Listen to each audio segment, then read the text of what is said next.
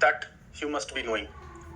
So I just gave a glimpse of it in yesterday's class. So sometimes governance sounds like government, and people think that only betterment in government is governance, which is not correct. It's true that betterment in governance, administrative reforms, economic reforms, structural reforms, they are part of good governance. But they are not good governance themselves.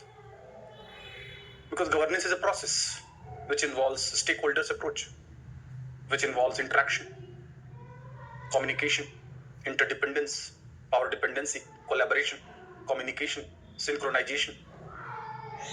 So when we talk about governance, then it is a process which involves stakeholders of all, including government, citizens, civil society, and business and market. So their interaction, their interdependence, their coordination. Government is an institution, but governance is a process. And when we talk about process, nothing emerges without context. When you need a new concept, new ideology, new system, when the old is not working. So governance was followed by Western European countries after Second World War in terms of neoliberalism. First we'll discuss neoliberalism. Then we see crisis in America and new public management. Then we'll see World Bank definition of good governance. Then we'll see OECD's, ADB, 10-5 plan.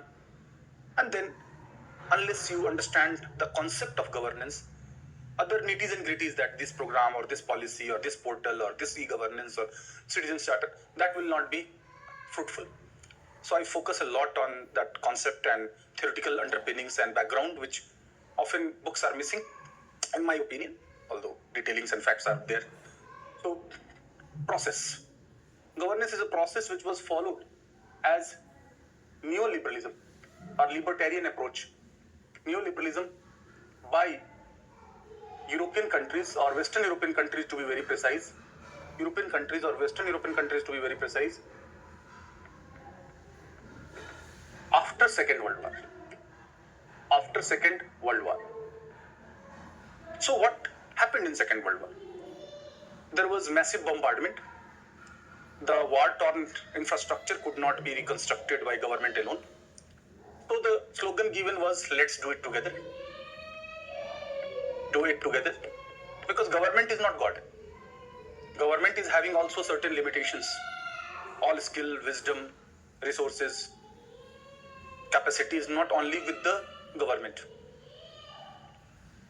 So all have to be activated, and now they could be activated, they could be interacting because of the vehicle of information and communication technology. So Second World War, let's do it together. War-torn economies to be reconstructed, and the basic theoretical underpinnings of neoliberalism is, as it is built by two words, neo means new and liberalism means new liberalism. So it is after Second World War, means I am writing after 1945. After 1945. So the timing itself highlights that the concept of governance as neoliberalism is contemporary, not modern, contemporary. By and large, developments after Second World War comes in contemporary history that is closer to us, that has greater impact on us than the developments which are far away from us.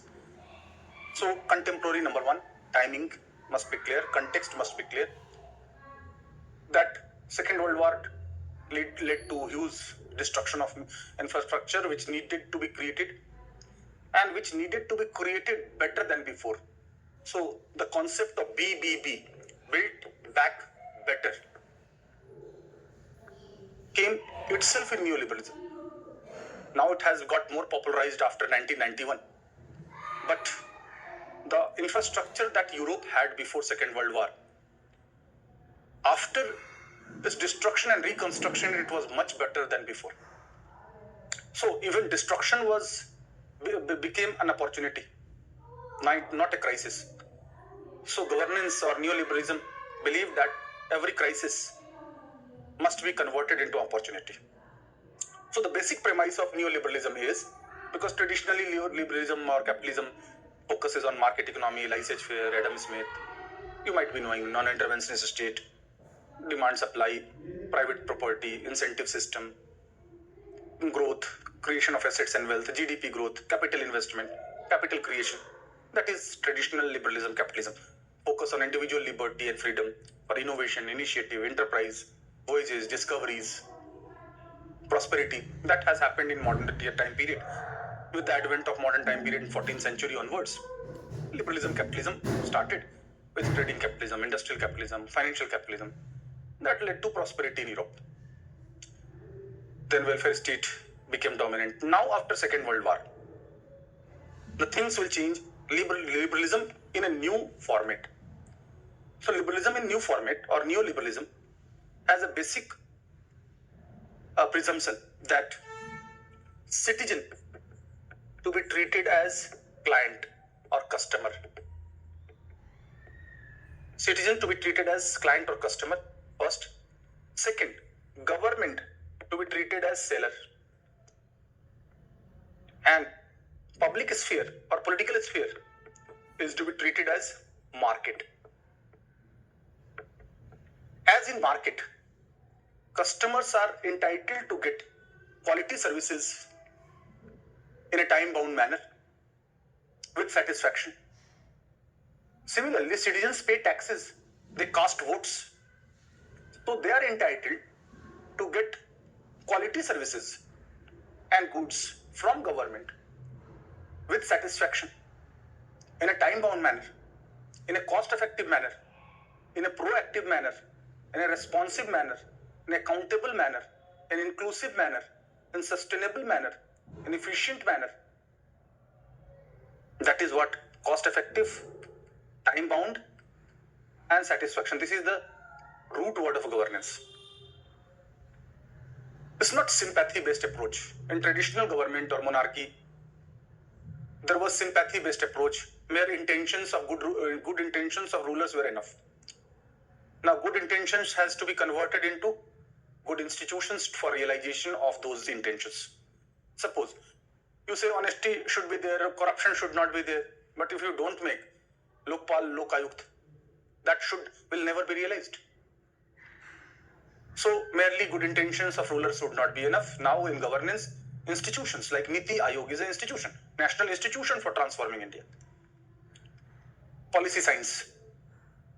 So institutions should be created for delivery of goods and services in the same way as customer satisfaction is taken into account. In citizen charter also, citizen first is again based on the presumption that in market, customer first, client first. So it's not sympathy-based approach, it's compassion-based approach, it's right-based approach. In governance, compassion-based approach. Compassion is empathy plus action. Empathy means stepping into the shoe of others to understand the problem better, rather than seeing the problem from your perspective, seeing the problem from those perspectives who are facing it themselves. And not only properly understanding the problem, but action. That is compassion. Karuna in Hindi. For Buddha, Karuna was used. For Ram, Maryada was used. Ego ideal. But so compassion-based approach. Not the supply-based approach, right-based approach. Not rule-based human resource management, but role-based human resource management. Not only going to formal, procedural, legal aspects, but informal, moral, ethical, delivery aspects to be taken care of. So, and even treating crisis as an opportunity to build back better. So this is the fundamental premises of neoliberalism, and neoliberalism is different from liberalism. Although in political science optional you have to study in detail, but here only you know that neoliberalism focuses a lot on individual freedom. It's not laissez-faire. In laissez-faire individualism, market economy, individual freedom only in relation to state. But in neoliberalism, individual freedom in relation to all collectivistic groups. All collectivistic groups. Margaret Thatcher, the Iron Lady of Britain in 1980s, the Prime Minister of Conservative Party, She also believed in neoliberalism, and she said there is nothing like society except individuals. Thatcherism also is component of good governance.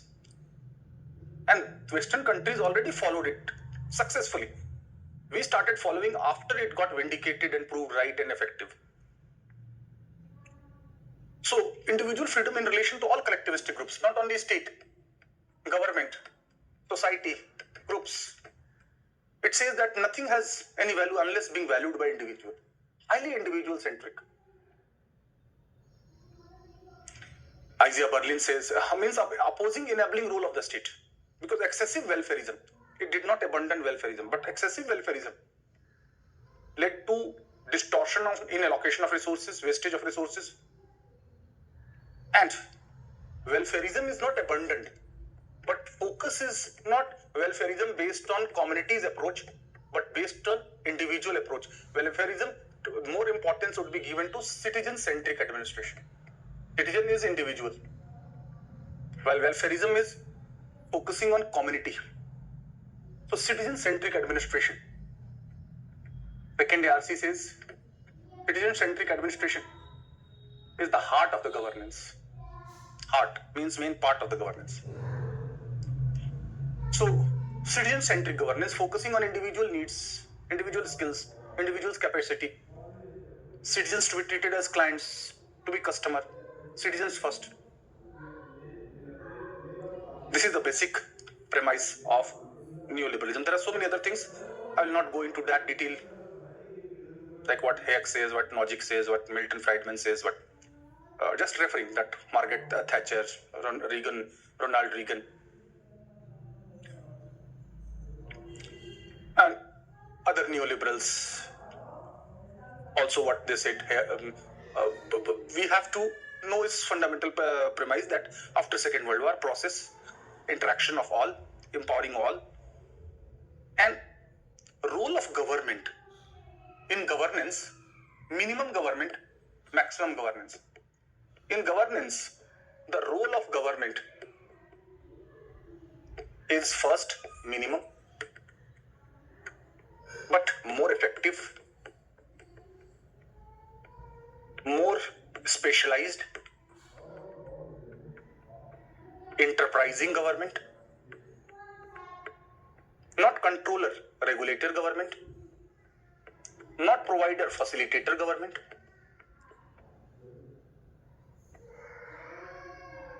Market-oriented government, citizen-centric government, mission mode government. All these are technical words that you must be knowing about governance. Many people say that with privatization, role of government will end. This is harsh and a false statement. There will be qualitative change in the role of the government. Government will withdraw from the areas where its presence is not required. For example, manufacturing. Its presence is not required. And government should also work in a corporate style, not loss-making, corruption, inefficient, oversizing, lethargic, because resources are limited. And after Second World War, the importance of scarce resources was realized, and its judicious utilization badly needed governance, without which there could not have been judicious utilization of those resources. So mission mode government, anticipative government, market-oriented government. So in governance, minimum government is there. But maximum governance means role of other stakeholders will enhance, be it citizen, be it market, be it civil society. And the role of government would be more specific, more specialized. Like on environmental sustainability, private player, it is not expected that they will play a role. For macroeconomic stability, for fiscal policy, for monetary policy, for the ecosystem, for investment, for policy, government has to stay there. In fact, its presence would be more concentrated, more thematic, more specialized, if it withdraws from all other unnecessary areas and gives greater role. So minimum government, outsourcing, corporatization, privatization, they are part of governance, no doubt in it. But minimum government does not mean weak government. In fact, government is stronger than before. And in governance, you will study mission Karma Yogi, capacity building of civil servants. So if civil servants' capacity is built, it is enhanced, government becomes stronger. If training centers are converted into centers of excellence, if silos, means gaps and walls between ministries is being done away with, they will have better coordination. If they are more enabled, they are more technologically sound, role-based human resource management. So that will strengthen government. So in governance, government is strengthened. Qualitative change in the role of the government. Anticipative government, not responding when the problem comes, but mitigation, preparedness is prevention is better than action after the problem. So this in governance, this basic understanding you must have that what happened after Second World War, and the proof of success of neoliberalism is evident from the fact that OEEC was formed in 1948, Organization of European Economic Cooperation, for better utilization of funds under Marshall Plan, which was funded by US and Canada, European Reconstruction Plan to reconstruct war-torn infrastructure. So just in 12 years, it converted into OECD, Organization of Economic Cooperation and Development. First, European word is not there because formally US, Australia, Japan joined it. Or US, Australia, Japan formally joined it. First. And here infrastructure was the focus, but just in 12 years, better infrastructure than before was prepared and focus shifted to Organization of Economic Cooperation and Development. Development cannot precede infrastructure. Infrastructure is the base where development takes place. So the very basic point is that neoliberal model succeeded with speed, with photon speed,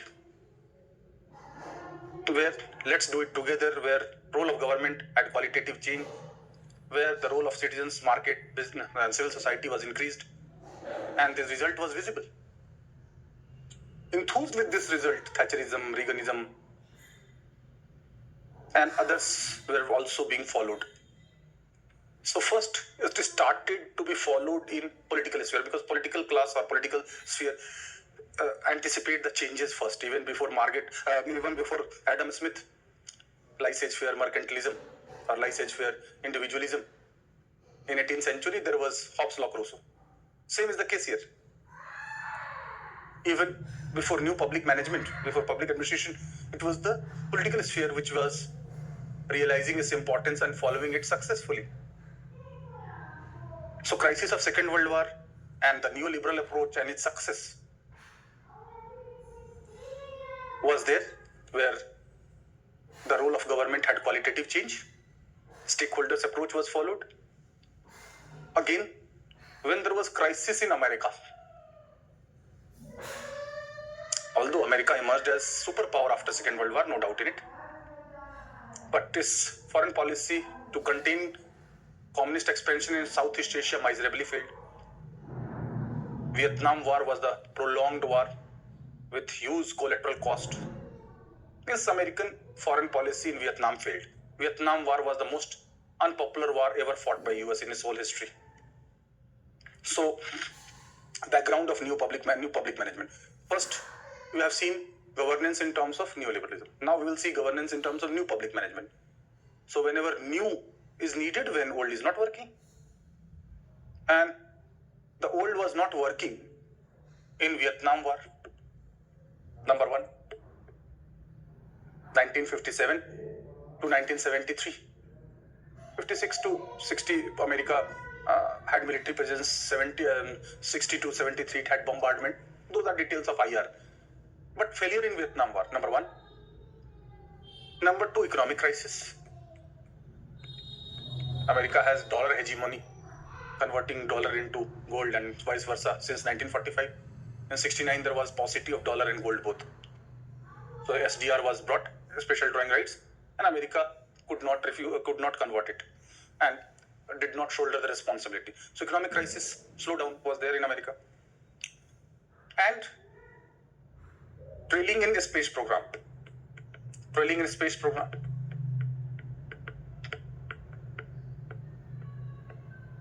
Like US, Soviet Union reached space first, Yuri Gagarin and Sputnik. America could reach moon in 1969, but they reached Sputnik 1957. So relatively failed in space program. Failure in Vietnam War, economic crisis. In late 90s and early 70s, these relative failure, not absolute failure, of course, these relative failure led to Minno-Brook Conference. Minno-Brook Conference in America, 1968. From there, NPM, New Public Management, emerged. New Public Management emerged. So this need also to be understood in brief. I will not go into detail for like public administration, but just you must have understanding of all those things. That how governance in terms of neoliberalism, what was the background, how governance in terms of new public management, Minno-Brook, this relative failure. So new is required when old is not working. So what was old? That you must be knowing. Then only you can understand what was new public management. So the traditional public administration, that father of public administration is Woodrow Wilson, American president, who favored dichotomy of politics and administration in 1889. Woodrow Wilson, 1889, dichotomy of politics and administration.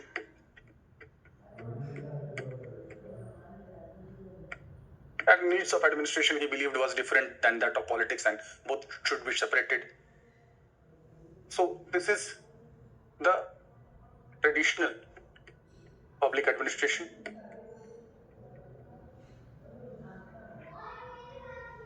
Traditional public administration favored separation. It is based on Woodrow Wilson and Max Weber formula of hierarchy, rules, positivism. Positivism means more focus on rules, procedures, facts rather than delivery. Formal, more hierarchy based, more formal. And if for traditional public administration, Gulick gave the formula of post-corp, that is planning, organizing, staffing, directing, coordinating, reporting, budgeting. I repeat, planning, organizing, staffing, directing, coordination, reporting, budgeting. Max Weber formula of neutral bureaucracy, and more focused on formal knowledge.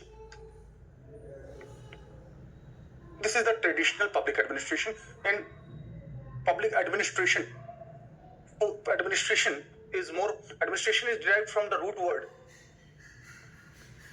administrate, means that is Latin word, means to take care of people and to take care of their needs. Public administration is government administration. Private administration is administration of private organization. So traditional public administration, or administration to be very precise, was a macro level phenomenon, more legislative in nature, formulation of policies, but management, new public management. First I must clarify, management is more used in private sphere before 1968. Management, micro level implementation.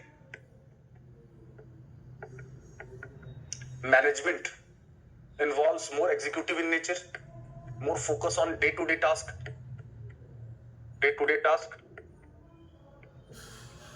Hands-in approach means daily monitoring, daily coordination, daily results. While traditional administration, it's hands-off approach, that you give assignment to team leaders and they do the things on their own and then they submit you report. So you don't have time to take corrective measures if something is going wrong in between. But in management day to day, not only doing the work yourself, but doing the work done from others. First management institution was in America, 1899. Earlier it was used only in private sphere. But in private sphere, efficiency, economy, effectiveness was more.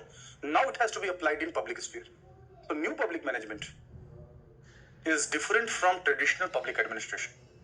This emerged after Minobrook conference. In one line, corporate practices to be followed, corporate practices or best corporate practices to be followed in public administration.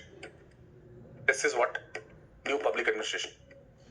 Because over the period of time, traditional government was facing corruption, lethargy, formalism, too much rules, hierarchy,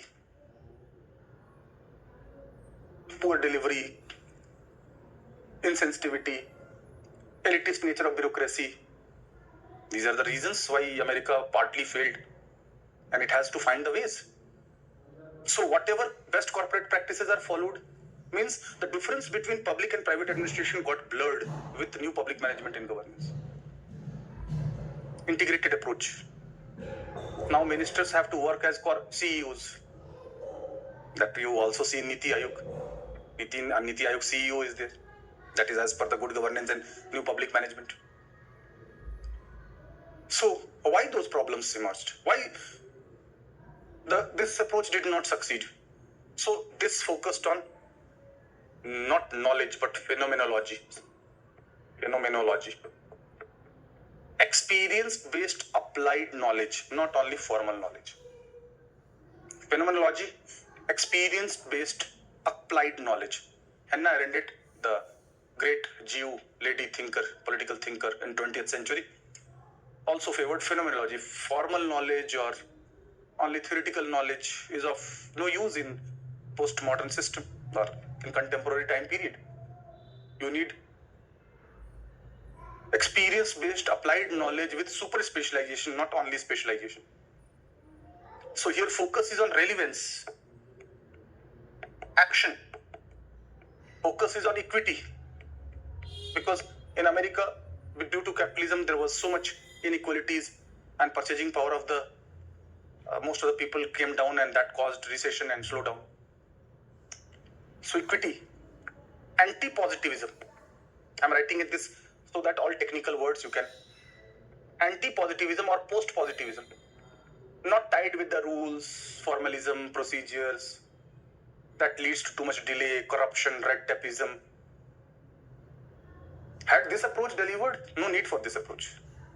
But this approach was going something wrong. Here, dichotomy of politics and administration. Here, interdependence of politics and administration. After all, both are meant for delivery to the public, delivery to the citizens.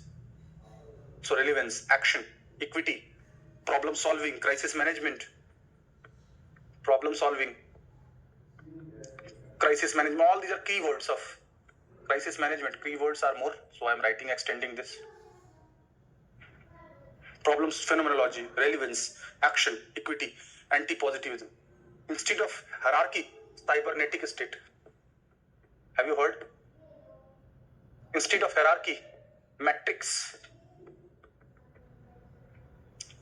In hierarchy, there is too much delay in implementation. There is so much load and lag. There is so much formalism. There's so much techniques and rules are too much focused rather than delivery. Here, delivery is focus. Satisfaction of the citizens is the focus. So, it did not end hierarchy, but it dilute hierarchy. Cybernetic state means a state which will be having technology due to use of information technology. It will have interaction at all levels. G to G, government to government. G to E, government to employees. G to C, government to citizens. G to B, that is government to business. G to CS, that is government to civil society. All are getting interacted. Process. Basic figure, you cannot miss this. Governance is this process. So these technical words, if you know, then it will be very easy to understand. What is the relevance of the old approach if it is not working in the new situation? What is the fun of understanding the problem if there is no corresponding action to resolve the problem? Is techniques the end in itself or just the means? Techniques, rules. So new public management focus more on this is more formal, this is informal, this is more procedural, this is ethical, moral, delivery. All these are keywords of new public management. Delivery, micro level implementation, day-to-day monitoring and implementation, hands-in approach, not hands-off approach. So these technical words, if you know, it will be very easy to understand governance. So instead of too much focus on prototype techniques, rules, hierarchy, lethargy, slow delivery, dichotomy, separation, here new public management favor politics and administration. Their walls, their interdependence. Ultimately, the purpose of both is to deliver for the people. So I hope new public management you will be easily understanding. Whatever the achievements of management was there in private sphere, those achievements, those better utilization of resources, those profit motive, those sustainability, those better utilization of resources to be followed in public sphere, to be followed in public administration, to be followed in government organization. And this they did successfully. And America bounced back with flying colors thanks to neoliberalism followed by Europe, which led to OEEC converting into OECD, thanks to new public management followed by America, which bounced back with flying colors. And in 1980s, they became so successful that a relative failure of Soviet Union was more.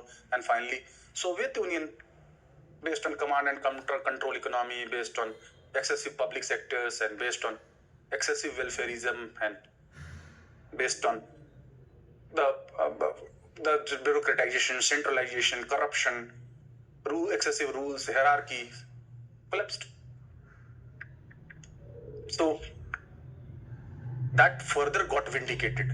Success of Western Europe after Second World War, success of America followed by following new public management, and failure of Soviet Union and command and control economy and socialist economy further vindicated, contrasted good governance, new public management, neoliberalism as a successful model to be followed by now third world countries as well.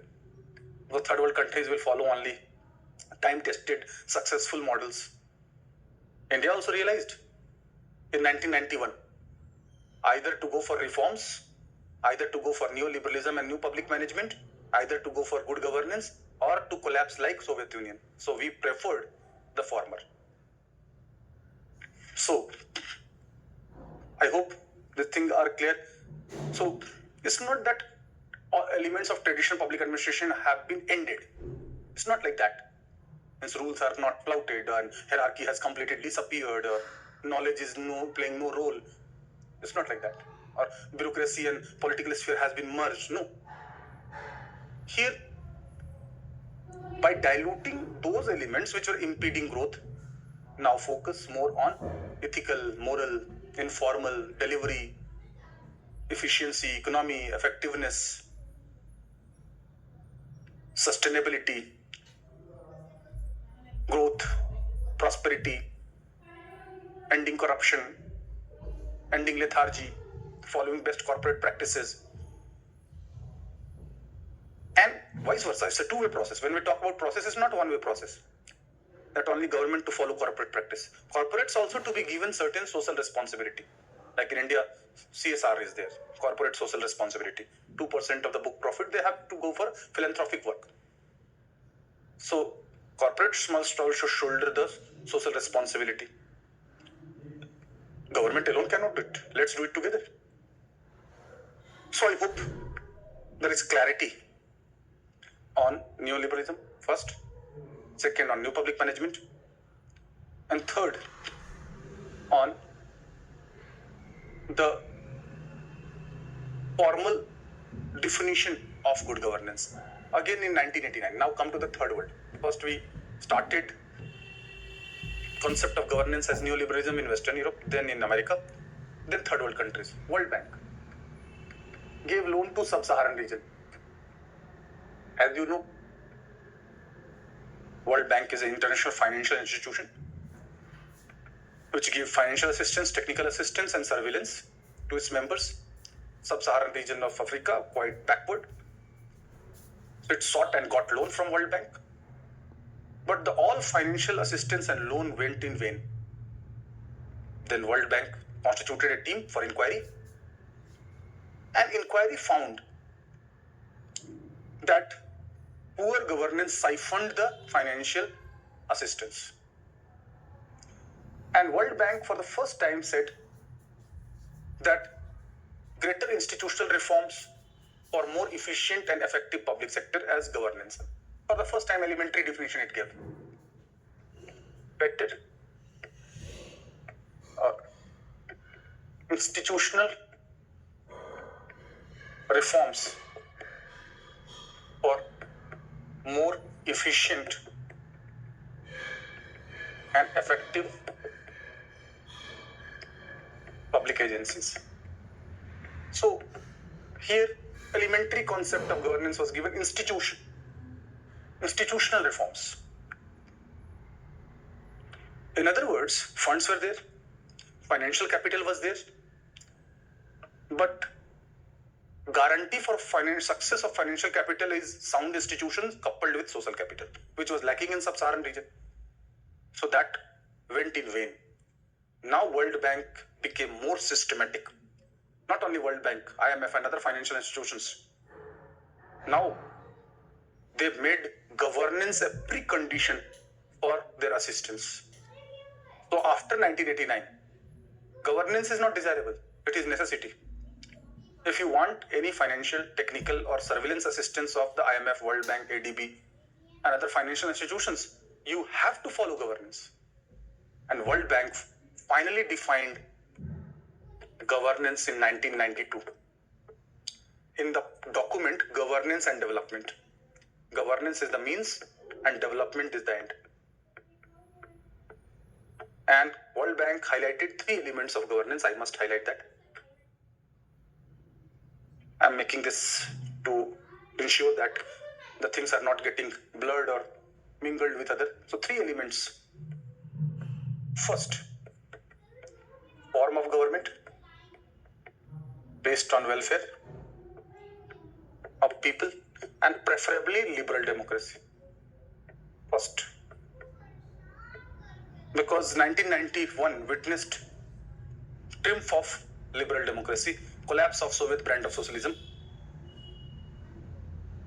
So, welfare oriented, first form of government is important for judging whether there is good governance or not. First criteria is form of government. That government should be welfare oriented. That government preferably should be liberal democracy.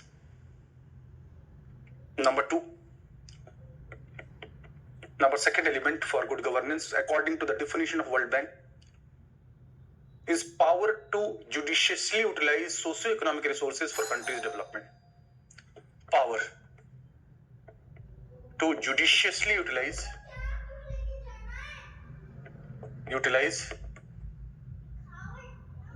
socio-economic resources for country's development. So first is talking about form of government, welfare orientation, liberal democracy. Second is how country's socio-economic resources are being utilized, whether they are utilized in a judicious manner or not, whether that power is having or not to utilize them or not. Because sub-Saharan kind of episode could not have been afforded by World Bank. Resources of the world are limited. They cannot be such scarce resources cannot be allowed to be wasted and mishandled. If resources are limited, those limited resources has to be utilized for the people. Country's development, that is the purpose. Governance is the means. Development is the purpose. Third component, according to World Bank, of good governance would be capacity building for formulation, coordination and implementation of public policy. Capacity building for formulation, coordination, and implementation of public policy. So 3 elements. So this, for the first time, governance was, as a governance, it was defined by World Bank. Before it, the same thing was followed as a neoliberalism. Same thing was followed as a that of new public management. Now, the word governance was systematically coined for all those things. Now, it will be treated as umbrella concept and following partly neoliberalism, not fully, because neoliberalism is a political ideology. New public management is the branch of public administration.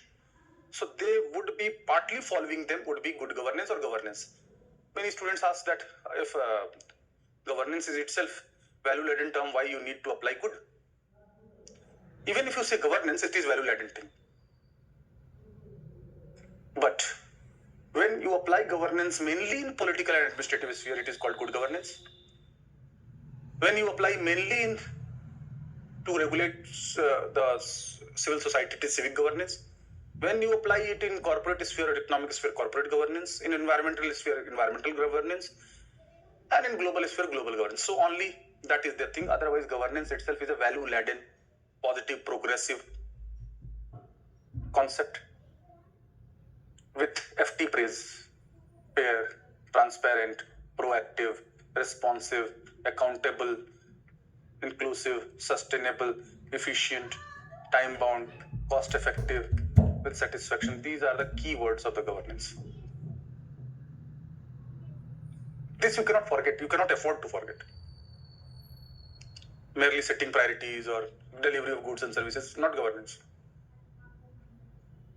Merely betterment in government. I have repeatedly said, because such questions have been asked in class, actual class. And mostly people think that governance sounds like government, so good government is better. Better governance and administrative reforms is governance. Only a component cannot be the whole. So this is the systematic definition of governance. Let me clarify and write this. Not only saying this, I am just writing. Governance is the precondition to get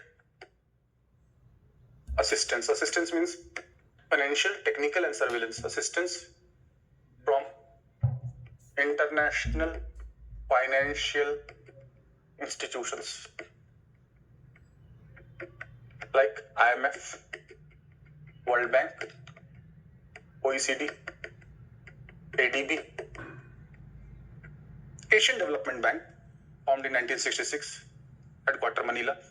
Japan is the largest subscriber, mainly gives loan for infrastructure. So ADB only says capacity building. How it defines governance? Capacity building is governance. Capacity building of whom? Only government, only civil servants, only market, only citizen, only civil society, or all. Because capacity building of only government will not lead to governance. Capacity building of all. For example, citizens, how their capacity to be built? Skill development, human resource management, education, literacy, vocational training, professional coaching, training. All they are skill development program like in India, Skill India, Kaushal Vikas, Ministry of Education, new education policy, Mission Karma Yogi for capacity building for civil servants. This capacity building of all. Because one of the elements of governance as per World Bank is formulation, coordination, and implementation. Capacity building for formulation, coordination, and implementation of public policy. Public policy means government policy. So you have to link those definitions. They are one and same. The languages are different. Therefore, relative focus is different. I discussed Modi's definition of governance, minimum government, maximum governance, प्रभाव, अभाव, प्रभाव, दबाव, reform, perform, transform, सुनवाई, सबकी सुनवाई, and like all that I have discussed, everybody would be heard, सबकी सुनवाई, सबकी सुविधा, convenience, सबका सुअवसर, that is opportunity, सबकी सुरक्षा, that is security, सबकी, and accessibility means सबकी सुलभता. सुलभता means to make their life easier, ease of living, ease of doing business, providing all services in nearby areas through common service outlet delivery, ग्राहक सेवा केंद्र. So this is what the World Bank definition. OECD, one of the most successful organization of the world. India is also seeking membership of it, but so far we have not succeeded. We are willing to join this elitist club, which has time-tested credential and record to follow governance successfully. So how OECD has defined? So OECD has also Organization of Economic Cooperation and Development since 1960. Before that, it was OECC. So first, it has talked about liberal democracy. How liberal democracy is part of good governance. One may say that, see, China is a single party communist system, their growth is fast. Even during Hitler's time, single party system growth of Germany was more than that of England. But it was not sustainable, it was not legitimate, it was not inclusive, it was not leading to participation of the people. So that growth, which is instant for time being, not sustainable, not legitimate, not based on people's consent, participation, and democracy is not sustainable, that will not be part of good governance. Although China has a different model, socialist market economy, we are not going into the IR part. So just see what OECD says. Liberal democracy is the number one. Number two, human rights. Human rights, all the three rights, blue rights, that is civil and political rights, red rights, that is socio-economic rights, green rights, that is environmental, cultural, ethnic, minority rights. That is, and participative development means that development where there is participation of the people. That is the three elements of governance. So liberal democracy, you know, what are the principles, what are the institutions, how liberal democracy has got what universalized. It was for liberal democracy, it is said that even evils of liberal democracy can be addressed by greater liberal democracy. Democracy may be the worst form of the government, but it is the best among the availables.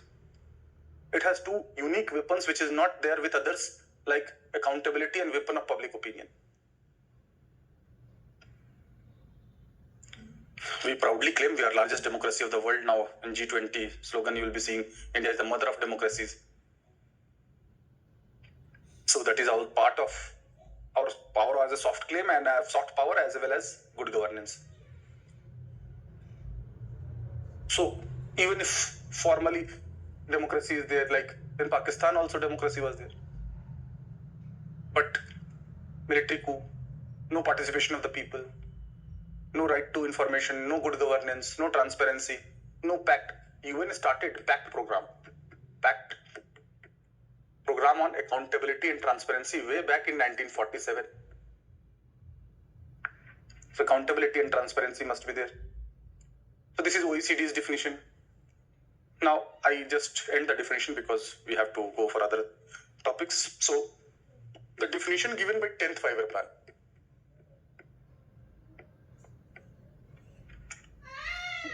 10th Five-Year Plan, 2002 to 2007. The first Five-Year Plan launched in 21st century. As you know, 21st century is the century when concept of governance and good governance got universal acceptance. Not only in Western Europe or America or certain selected countries. Universal acceptance. So it says three things again. Raising capacity. If a capacity is raised, like your 10th pass, then you have limited opportunity. 12th, more opportunity. Graduation, more opportunity. Now I'm PhD or more, then you have more opportunities. So when your capacity is raised, enlarging the choices, very simple and natural. Enlarging the choices. Amar Sen also talked about the enlarged choices with capacity building. And he also claims that democracy, development, and freedom are inseparable. Without freedom and democracy, there cannot be any development. So he rejected the claim that prosperity was the prerequisite for success of democracy. India had less, not prosperity, in fact, it had poverty. But democracy among third world countries succeeded. So when raising the capacity, enlarging the choices, an opportunity for full realization of potential. Opportunity for full realization of potential. So what is the potential of a person?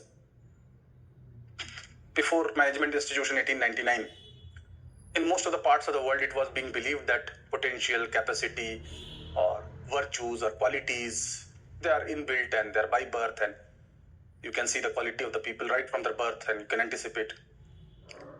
But Management Institution 1899 proved that no, nothing like inherent inbuilt capacity and virtue and quality. Through professional training, the virtue, the quality, the skill can be raised to any limit. So man has immense potential.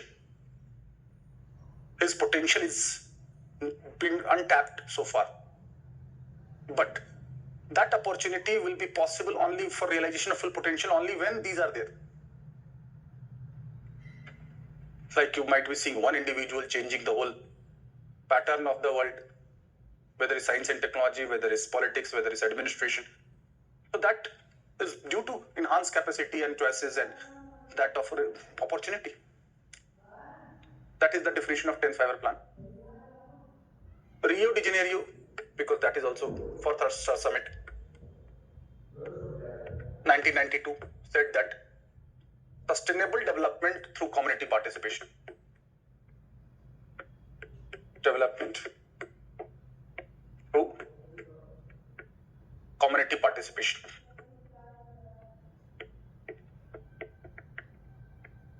So our 12th Five-Year Plan accepted that. 2012 to 2017, 12th Five-Year Plan, and its title was Faster, Sustainable and More Inclusive Growth. So sustainability is part and parcel of good governance. Resources that we have is not belonging to us only. They are also belonging to our future generations. We cannot compromise with the needs of our future generation.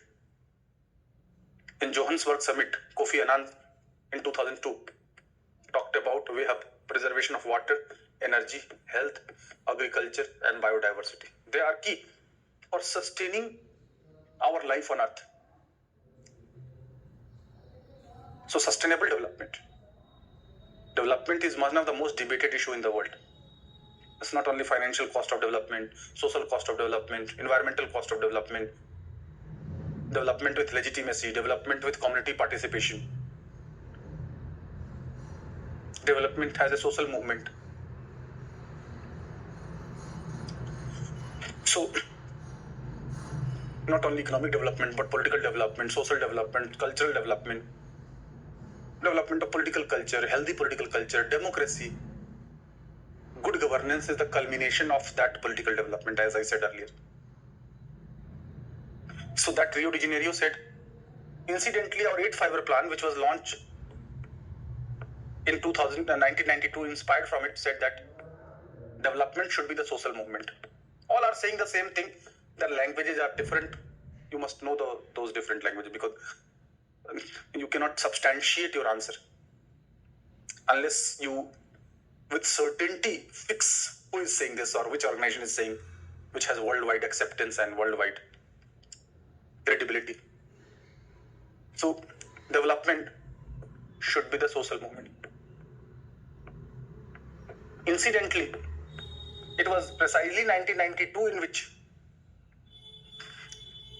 All self-help groups account were opened with the help of NABARD, and this became the most successful developmental program of India, that is NRLM, National Rural Livelihood Mission, that later became Pradhan Mantri Gram Swarojgar Yojana. Pradhan Mantri Gram Swarojgar Yojana means Swarojgar means self-employment program, and at present it is Pandit Deen Dayal Upadhyay NRLM. That's a National Rural Livelihood Mission. So, mission mode government. Prime Minister in UP's Investor Summit 2023, this year itself, said that economic reforms and good governance is out of conviction, not out of compulsion. He said this, so this statement is quite representative. That in 1991, when reforms were started, then it was out of compulsion because we badly needed loans from IMF and to deal with our foreign exchange. But now it is out of conviction, all government. Even before Modi government, there was Manmohan Singh government also. So this trend, so this thing he highlighted. Then he also highlighted in that Earth Summit that that's Investor Summit in UP, that UP is the bright spot for growth and governance in India, in the same way as India is the bright spot in the world map. So this is how he highlighted the importance of UP, and there was anticipation of 10 lakh crore investment in UP, and he also said that soon UP will be the state with having 5 international airports. That was also highlighted because since we are doing UP PCS, so I have to refer them. He also said, Yogi government took credit also that India's rank in ease of doing business was 14th in 2015-16. Just in 2019, it became second. So these are the data. Means all governments have done, but these are the highlights of the good governance. So there are various things. He said also that there will be dedicated freight corridor which will connect UP with the coasts of the Maharashtra. So logistics hubs and connectivity is holding the key. Multimodal Gati Shakti, multimodal connectivity project, because we have seen that China has the growth story was mainly attributed to the connectivity. Connectivity is holding the key for growth and development, whether it's surface route, land route, air route, water route, high-speed trains, bullet trains, Vande Bharat, Jal Marg, Udan, and so on. So, in this way, 1 minute.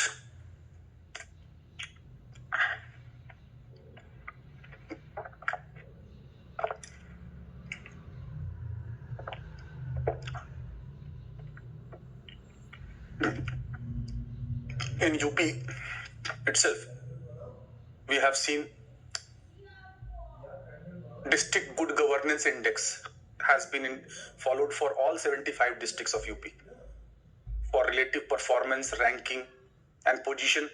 That ranking and rating is being done. So 3 categories have been found: achievers, performers, and aspirant. Achievers are the best districts of UP. Performers are next to it, and aspirants are at the lowest level. So they have to be. So by this is good initiative that now the performance would be judged by more scientific data rather than rhetoric or claims or that is called exaggeration, badbolapan, like that. More scientific, more data-based performance indicators. So anyway, so these are the definitions, be it Rio de Janeiro, be it Johannesburg. In Johannesburg Summit, there was greater participation of civil society and non-state actors. In India also, after 91, greater role and acknowledgement of the non-state actors, be it voluntary organizations. In 2006, there was a policy for voluntary organizations, VOs, to encourage, enable, and empower voluntary organizations in such a way that they work in a creative, independent, and effective manner. Self-help groups and role of women, additional income, saving-centric group, social capital, joint liability group, All these are fourth pillar of democracy. Cooperatives, NGOs, trust, societies, associations, non-state actors, non-profit making organizations, civil society. Their role has to be also enhanced. The whole point is how social movement would be there unless various groups of civil society participate, unless they become a stakeholder in development. So environmental sustainability is part and parcel of good governance. Let me clarify. So India is leading in ISA, that is International Solar Alliance, Suryaputra 102 countries. CDRI, Coalition for Disaster Resilience Infrastructure. Transition technologies in the wake of fourth industrial revolution. Information and communication technology. Solar energy, wind energy, connectivity, geothermal energy, non-conventional sources of energy. All they are being highlighted so much for sustainability. Power reforms, reducing T&D losses, one nation, one grid. All these are part of our Panchamrit he gave in COP22 2026 net zero by 2070, reducing by emission by 1 billion ton by till 2030, enhancing non-conventional energy to up to 500 gigawatt till 2030, and likes electric vehicles, lithium ions, and so on. Means you can elaborate on this, and you have to study in environment, you have to study in GS, current affairs, whatsoever. All are linked with governance. So the answer should be as per the question. It's not that demonstrating knowledge for sake of knowledge. Whatever is being asked, you have to write that. Anyway, what you have to know everything. What 10th Five-Year Plan says, what Rio de Janeiro says, what 8th Five-Year Plan says, what Modi ji says, what World Bank says, what Amar Sen says, what his ADB is saying, what is OECD's definition, what is neoliberalism, what is new public management. So I hope governance or good governance you have understood, and FT praise that formula I have given earlier should not miss. Now, once you know what is good governance, then we have to also see the components of good governance. What are the components of e-governance? So I will write the conclusion of second ARC twice. First, I am writing to highlight what are the topics that you have to study in good governance, and I will rewrite again. So twice I'll write, so that because they are so much important, that second ARC's recommendation. The language is so much important. And lastly, I will give mnemonics. So topics of good governance, first components of good governance will be going into it later, and but let me clarify first what are the topics you must be knowing in good governance based on second ARC's recommendation. First is citizen centric administration. For that, language is the heart of governance. Heart of governance.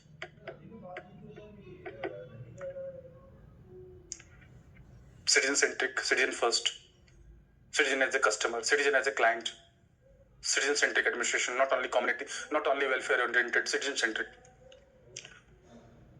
Still, we have to study Citizens Charter and Nolan Committee and Tony Blair's contribution and Sevuttam model, but citizen-centric first. Second, capacity building, which World Bank and IDB and Amar Sen, everybody is saying. Capacity building. Capacity building, just think.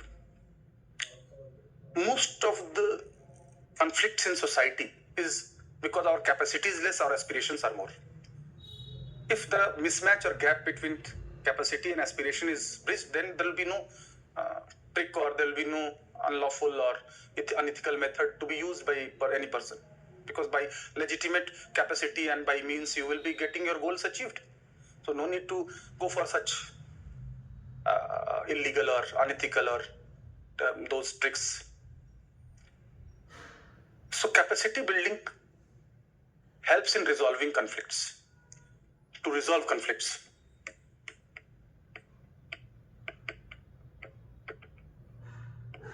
And when conflicts are resolved, then it leads to friction to fusion. These are not languages, just understand and think over it. If you think over it, I'm not saying that just why I'm writing, just you mug up. Just think that we see most of the conflicts in the society, the crime or dacoity or robbery or cybercrime or most of the crimes due to scarcity and due to excessive aspiration. Excessive means all those aspirations which is based on your capacity is not excessive. But if capacity is less and aspiration is more, then problem will be there. Then everyone will try to achieve by one way or the other, and others will do the same, and that will lead to conflict because aspirations will come into conflict. So capacity building is holding the key. Capacity building of civil servants, mission karmyogi, capacity building of government to deliver, capacity building of citizens, skill development, capacity building of market, capacity building of civil society, everyone. Because new public management believes that capacity is not inbuilt. Merit, capacity, virtues, qualities, that can be raised to any level through professional training. So, capacity building. Third, crisis management. Crisis management. Crisis management, problem solving, I wrote in new public management. For a new kind of crisis, you need to have new kind of approach, innovations. Like for disaster management. It's not disaster resistance or disaster response or rescue and relief, rehabilitation and reconstruction after disaster. Now management involves all the three stages: pre-disaster, preparedness, mitigation, prevention; during disaster, rescue, relief; post-disaster, rehabilitation, reconstruction, and build back better. That is management. This is the reason why we have now Disaster Management Authority Act 2005 and Disaster Relief Fund, disaster. For that, we have the force. That is, one is mitigation fund and one is relief fund, and NDRF, National Disaster Relief Force. For different disaster, different kind of force is required. One who is expert in dealing with drought will not be expert in dealing with the avalanche or tsunami or volcanic eruption or other disasters, flood. So we need specific, trained, specialized force to deal with different kinds of disasters. More super specialized approaches. Specialization, we are now living in postmodern society. Merely specialization will not do. You need super specialization. So this is what is followed in crisis management. When crises are managed well, then despair convert into hope. Despair to hope. Many big leaders have become big because they handled the crisis in a judicious manner. Obama got second tenure because of one of the disasters that came in America, and that handling was appreciated. Even after Modi became Chief Minister of Gujarat, earthquake in Gujarat, and then the way in which crisis management was done, that was one of the reasons. There are so many other political reasons, but we are not going into it. But one of the reasons for his appreciation. And same was the case with many others, that Uddhav model was appreciated during COVID in Bombay or Mumbai. So this is how crisis management is holding the key. Combating terrorism, if you are talking about 21st century, whatsoever, governance, good governance, government, IR, polity, economy, whatsoever you study, society. So terrorism is one of the biggest menace of 21st century. Now it's global terrorism. Now it's narco-terrorism. There's global war against terrorists after 9/11. We are one of the worst sufferer of terrorism. So it's on top in global agenda since 2001, but it is we are victim for so long for cross-border terrorism. So no good governance is possible without talk of terrorism in 21st century. National Counter-Terrorist Center, curbing terror finance, strengthening NIA Act, UAPA Act, all those India is playing the key role. So combating terrorism with righteousness. With righteousness, we have not to fight terrorists like terrorists. We have to have fight multi-pronged way. Not at operational front, intelligence front, and that of action front. Mainstreaming of minorities, preventing radicalization, balanced development, accommodating legitimate aspirations of the people, developing faith towards democracy, making people optimistic through capacity building and democratic process. Not fighting terrorism, because if you kill some terrorist, many new terrorists would be created. So you have to fight in a righteous manner, along with choking their funds. So this is then e-governance. E-governance is the first step of governance, because without E there cannot be any governance. Let me clarify. E means electronics. Without E, without information and communication technology, there will be no governance at all. Even Ashoka and Akbar wanted welfare of the people. They were great, no doubt. Their intentions were quite good, no doubt. But they had no video conferencing, virtual summit, no information technology to get all the stakeholders at speed.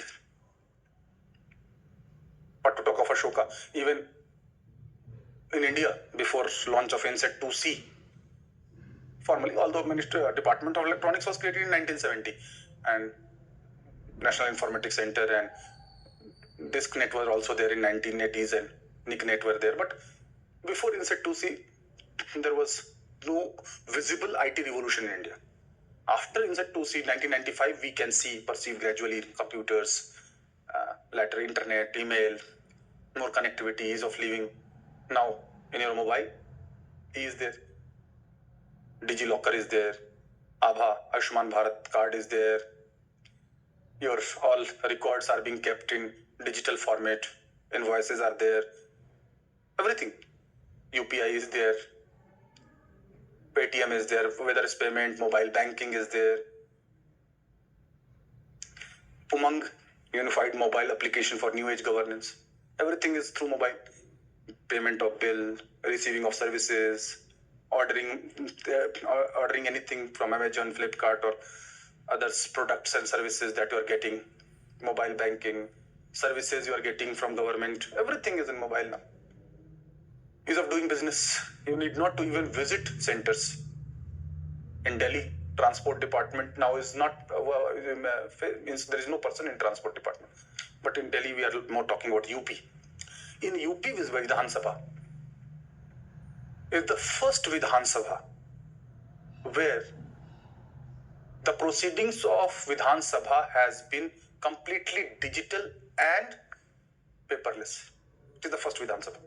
A new initiative, e-Vidhan, has been initiated, by which every honorable member of Legislative Assembly will get tablet to get updated information about proceedings of the House, about the current things, about the procedure, about the things have got simplified. If you might have given attention on proceedings of the Assembly, mostly people see political statement, what Akhilesh Yadav said, what Yogi ji said, what O.P. Rajbhar said, what he said.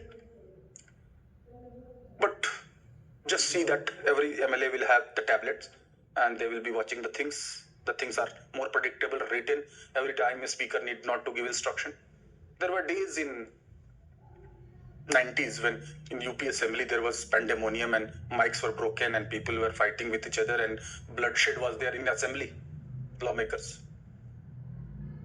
Even now there is political opposition, but now see, the thing, good things must be appreciated. Now there may be unparliamentary language, but at the same time, such things have not been there. Many people of this generation might not be knowing the things of 90s when violence was there from UP Vidhan Sabha. So thanks to good governance. So I have to refer more examples of UP rather than others. So e-governance, and for e-governance, the smart way forward.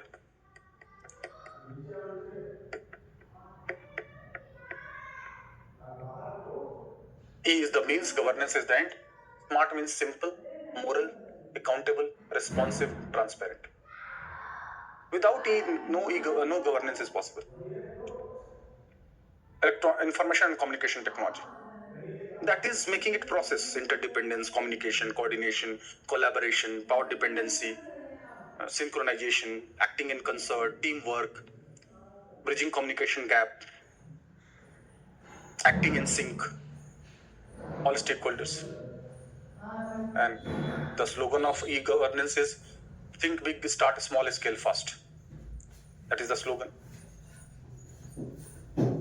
And interfaces G2C, G2B, G2G, G2E, G2CS. The phases also you need to see. Next, ethics in governance. This is another very important ethics in governance. This is the most elaborate chapter that Veerappa Moily had given. Ethics in governance. For that, you need to clean up politics, donations to parties, misuse of powers under anti-defection law, or VIP culture due to privileges of parliamentarians and members of legislature under Article 105 and 194, or changes in 102 and 191, or to ensure collective responsibility. Means all. Political system to be cleaned up, legislature to be cleaned up, office of profit need to be defined explicitly. So many recommendations it has given. Ethics commissioner, model code of conduct, changes in Article 124 and 217, abolition of 310 and 311. So many changes in constitution has also been recommended. So